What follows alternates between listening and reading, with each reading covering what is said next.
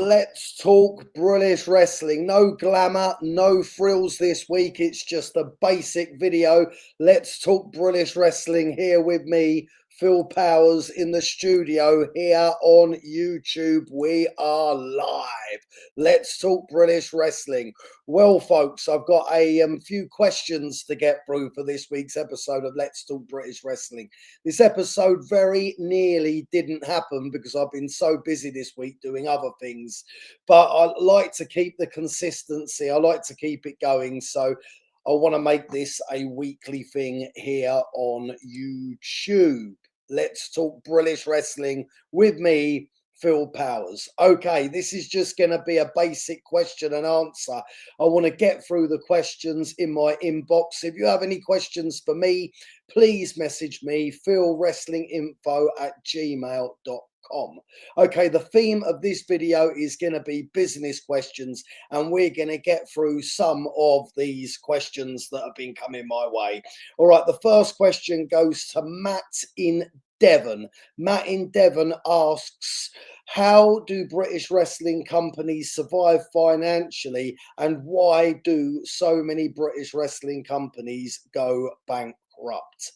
Well, you can almost see a pattern throughout the years. I've been in the wrestling business for over 35 years, and there is an extreme pattern of wrestling companies going bust. Or if you say they don't go bust, I think the main thing is, I don't think a lot of them actually do. Well, yeah, they do get themselves into financial hardship, but I think it becomes a lack of enthusiasm. I think when people first get themselves into promoting British wrestling shows, I think they get themselves all het up. I'm going to be the next big thing. I'm going to change everything. I'm going to make wrestling great again. And then after they do a few shows and they do lose a few quid, they lose interest and they're not prepared to put the money into it that they were previous putting into it. So yeah, I think the problem is over enthusiasm at the beginning. Yeah, they want to make their products good, but they bankrupt themselves in the process. My advice to anyone that's going to start running British wrestling shows is to stay within your means. Don't go silly at the beginning.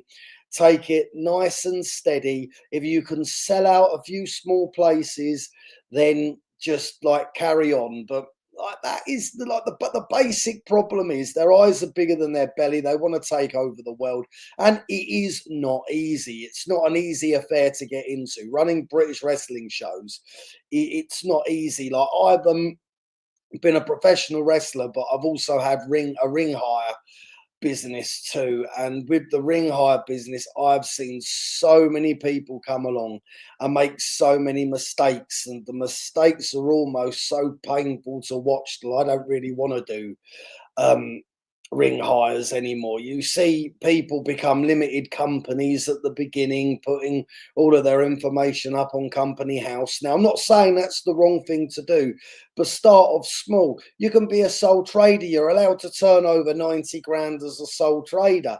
And if any of them actually do go through £90,000 in their time that they run shows, I'll be amazed, let alone within the year.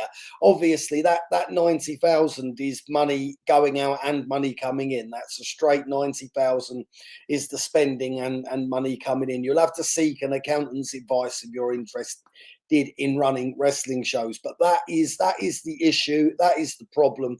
That's where a lot of people do go wrong very much from the beginning. And yeah, eyes are bigger than the belly. And I think trying to compete as well. People always try and compete when they're running wrestling shows. They try and compete with other people that are running wrestling shows. If there's a group, one group in Essex, for example, is going to try and compete with the other group in Essex. I think this all started with the so-called like Monday Night Wars, Vince McMahon's WWE versus WCW. They tried to have they had a competitive war during the day on Monday night, and I think we still haven't gotten over now in 2026 people trying to compete with each other and also being incredibly hateful too. The idea of wrestling is it is sport, and sport should be one group of sports people competing with another group of sports people, not for who can get the most people into their shows, but for wrestling. You know, do it for wrestling and the love of wrestling, not to hate on each other. So that's the answer to the first question. I think the reason why British wrestling companies go out of business so quickly is because they lose heart and they just go into competition with each other. Okay, question number 3 is from Lucas in Purfleet. Recently saw a video on YouTube uploaded that was about the Ultimate Wrestling Alliance in the 1990s, which you was heavily involved with, which had wrestling in 1998 coming back on TV. What were your thoughts on this particular video? Well, yeah, I did see the video, Lucas. I did see the video, and the guy who made the video, I can't tell you his name, but he completely and utterly um, wasn't very pleasant towards me and everything that I'd done within that video. Okay, fair enough, fair enough. I might not have been his personal cup of tea, but I think the problem was with 1998 UWA and the wrestling coming back on TV at that moment in time was people were comparing it too much to WWF and WCW at the time. It wasn't going to be that. Personally, if I could go back and do anything with that venture with wrestling coming back in 1998, I think the main thing that I would have tried to have done differently is I would have kept it rounds. Yeah, it was probably at the time the first company that got showcased on television as being American style with the American rules, as the guy said, Attitude Era style. But I would have kept it rounds, which really nearly happened. That whole company nearly was rounds. There was discussions when it was first starting, how are we going to do this? Dan Belinka come from WWE. He was the main writer for it, and he was very, very, very in the want to make it American duration because that's all he knew. Andrew Martin was the money man, and I think if he had it his way, it would have been rounds. Myself, I struggled on that run, UWA. I struggled doing duration matches because, to be honest with you, I think at that moment in time, when I started at 15, I done rounds matches. My first match was against John Ritchie at the King's Hall, Herne Bay. My next match was at Broadstairs. Then I done a couple of matches for Max Crabtree, who was Ring Wrestling Stars. My first 10 to 15 matches were rounds. So everything leading up to my run within UWA, I was wrestling rounds matches. So to go from rounds matches straight to the duration matches, I struggled. Even when I wrestled on holiday parks in the mid 90s, all of the matches were rounds and the tag team matches were free falls. So I personally struggled with that run. I think the first couple of matches, or maybe there was a time when that was quite obvious. I don't know whether that was too obvious. Some people say, no, your matches were brilliant. And then you get some critics online, which I don't really care about the critics online. The only thing that I didn't like about that video, that UWA video, is he could critique it all he likes. But what I didn't like about that video was when he made the thumbnail, he obviously, like when you edit these things, you go on your Final Cut Pro, your Premiere Pro, or whatever it is, and you screenshot an image. And the one he screenshotted of me for that thumbnail made me look like a total goofball. It was like me with a face like this,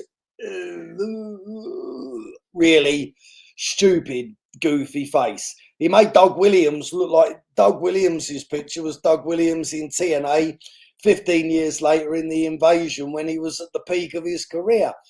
And he made him look really good, but then he made Johnny Storm look really good. He made Papa T look really good, but he made me look like a total total idiot. Sorry, I didn't mean to swear then, but made me look like a total idiot on the thumbnail, which I thought was like he was just following a narrative. What did I have too many matches on that?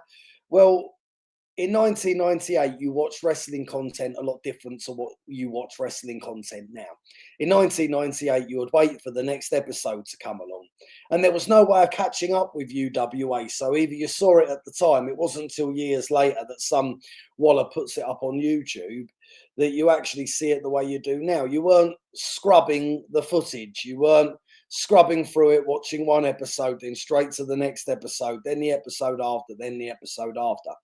So really overexposure for that show wasn't like overexposure now, where if somebody's on every thumbnail, people get sick of them quite quickly. That whole week until they saw me again.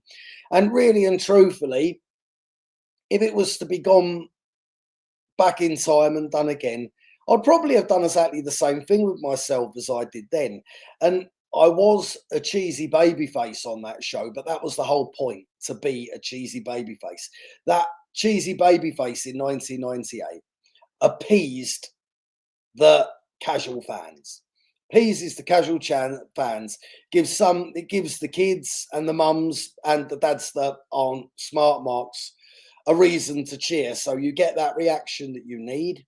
But being a cheesy baby face, I also catered it to really annoy the smarts as well by doing the backflips, the overly clapping your hands and everything. That was done totally and utterly intentionally to get on their nerves. And the guy that's made this video he's blatantly a mark. He's got a good YouTube channel. I'll give him that. He got 21,000 views on that video, and some videos he's got 50,000, which brings me to another question I've been asked. Now, I haven't got this question in front of me. This was an average Joe that asked me this question. How does a YouTuber get away with replaying footage that doesn't belong to them? Now, this is actually a question for YouTube or anyone out there, because what appears to happen is they can replay this footage, and as long as they criticize it and critique it, I should really have screenshotted this evidence and put it up, but I'm doing a live. I might make a video for this on a different day, but the theme of this video is it's a live. Let's go live on YouTube. So I haven't got that. But if you go into reuse content, if you criticize that content, then that's fair game.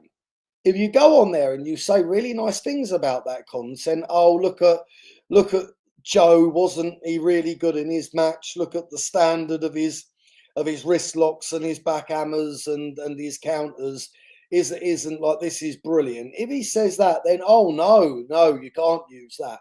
But if you go on there and you rip the living shit out of something, that's fair game for reuse content. As a matter of fact, it says critical and comedic commentaries, which has completely and utterly ballsed what is now the Ringside Wrestling channel up as far as reuse content goes, because I can't reuse it, because to be honest with you, I don't want to go on YouTube and make really like harsh, negative, nasty videos about other wrestlers.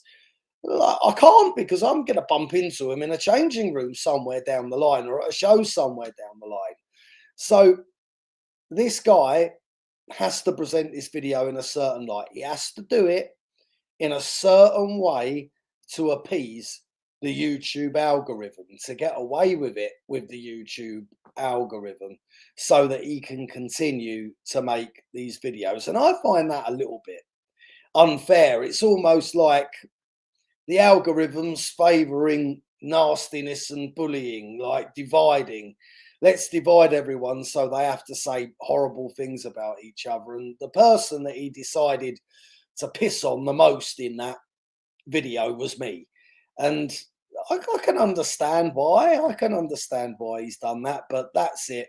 It was a good video in the respects that it got 20,000 views, which I thought was very, very good for him, and also good for some of the people in it, because he had some lovely things to say about Johnny Storm, Stevie Knight. He even rated the scrapyard brawls in that video as well, which at the time we all thought were awful. And another thing is, if you don't think that we knew that certain things were awful, you got another thing coming. But for a bunch of like poor people living a wrestling dream, we actually done quite well with that project. And the fact of the matter is, he's going in the archive, and he did say that he reckons it was better than the World of Sport comebacks, which I completely agree with.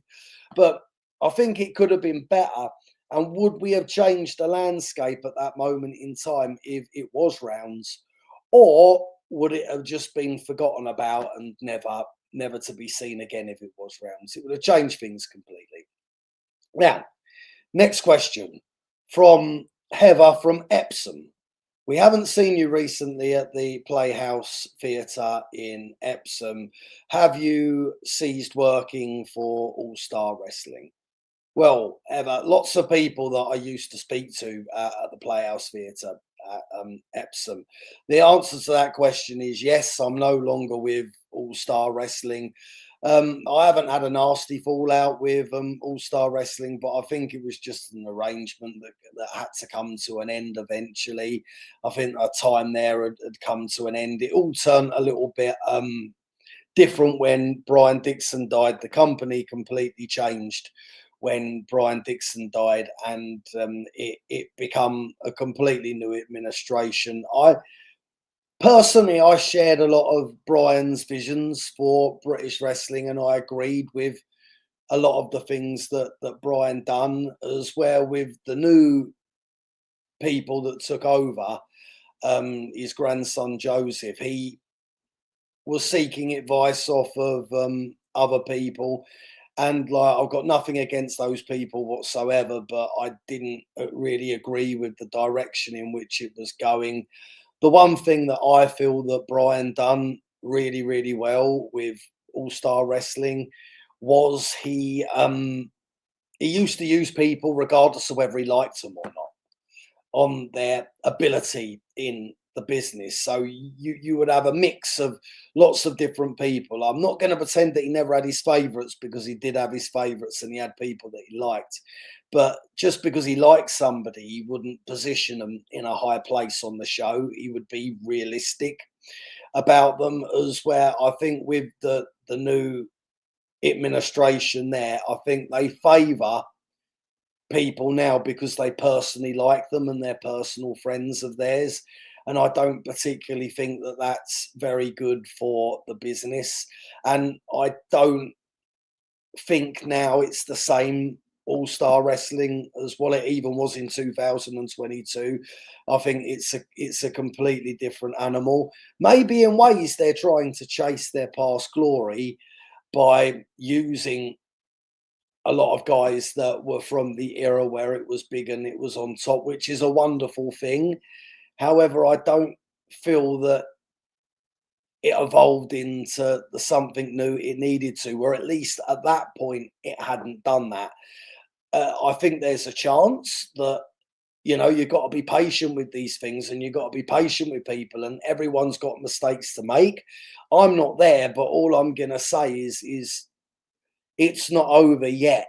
It's not over yet for them, and they've got a chance to spin things around and to make it a much better show. But if I was to give them any advice, I doubt that they would watch any of my videos or have the time to even a time of day for me to see what I was doing. They wouldn't take advice off of me whilst I was there. So I don't know why they would take advice off of me whilst I'm not there. Brian used to take advice off of me, and I used to take advice off of Brian.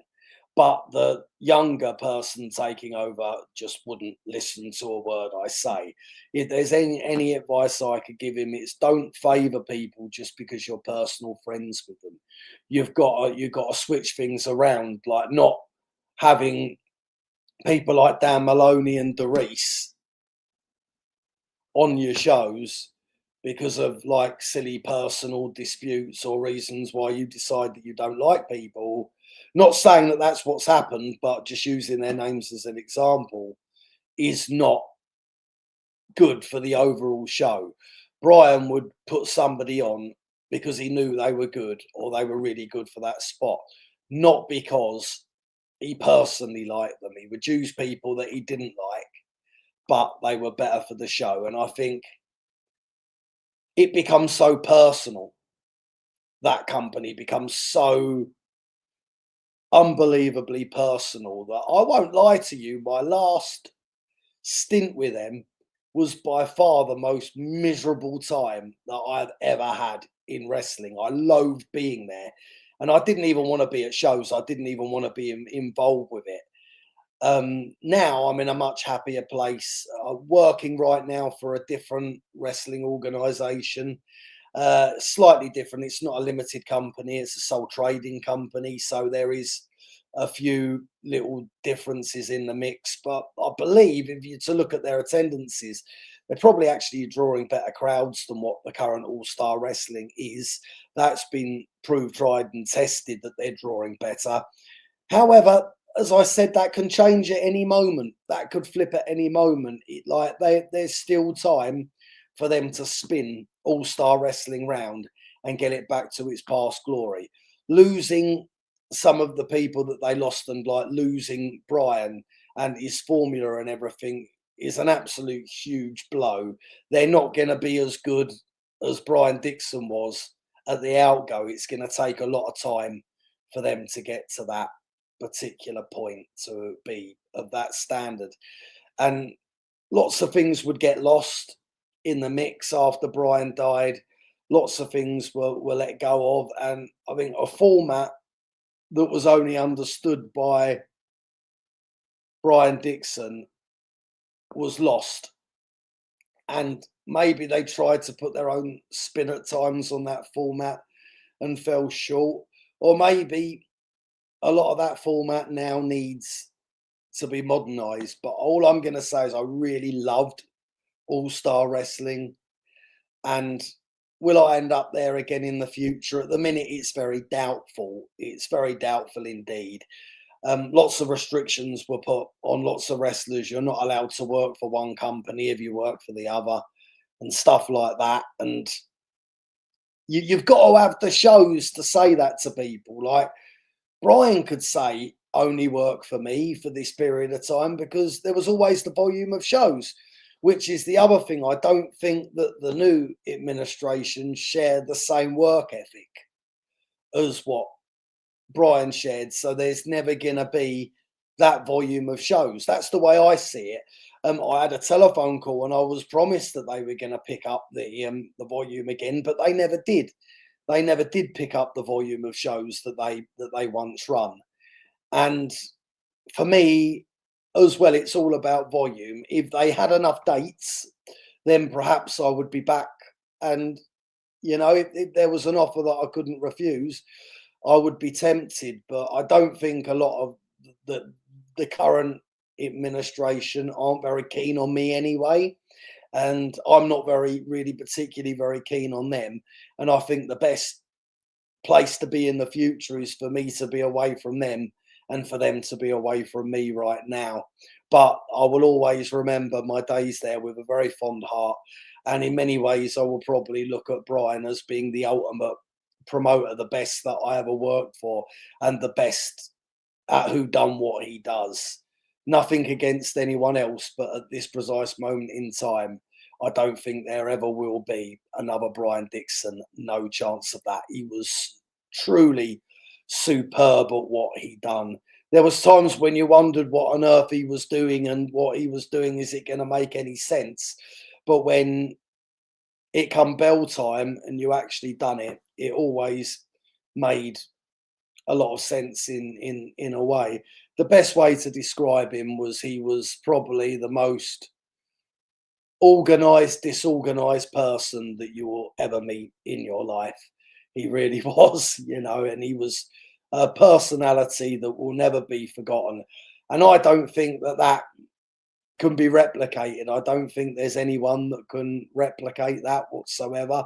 Could do something new, can do something different, but it's almost like having Queen without Freddie Mercury. There's not going to be Queen without Freddie Mercury, and there can't be All-Star Wrestling, Super Slam Wrestling without Brian Dixon. But they could do something else. They could do something of their own, and they could get that up to a level. But I think that's got to take time. And as I said before, they've got to perhaps drop the hatred for people that they don't like and realize you've got to have other people on board. Hatred is a horrible thing, and I will say there was an awful lot of hatred on that team towards the end. Well, we've gone 25 minutes now on this video. It's been a little bit of business. There's been a little bit of chatter and chin wagging about All Star Wrestling UWA. I'm going to call this a day now. I'm going to try my hardest to be back for another one next week. I've got a few videos in the post, a few AI videos that I want to make, and a few things that I want to do. But thank you very much. And we're going to have more guests back here in the next couple of weeks. But today was just a general chit chat video. I tried to make a little bit of like, what about the business of wrestling? I hope you might have learned something or took something on board, but that's excellent. Going to end this live now. Thank you very much for watching, and I'll see you at the matches. Well, I won't see you. I'll see you wherever I bloody see you. Thank you very much. I'll see you later.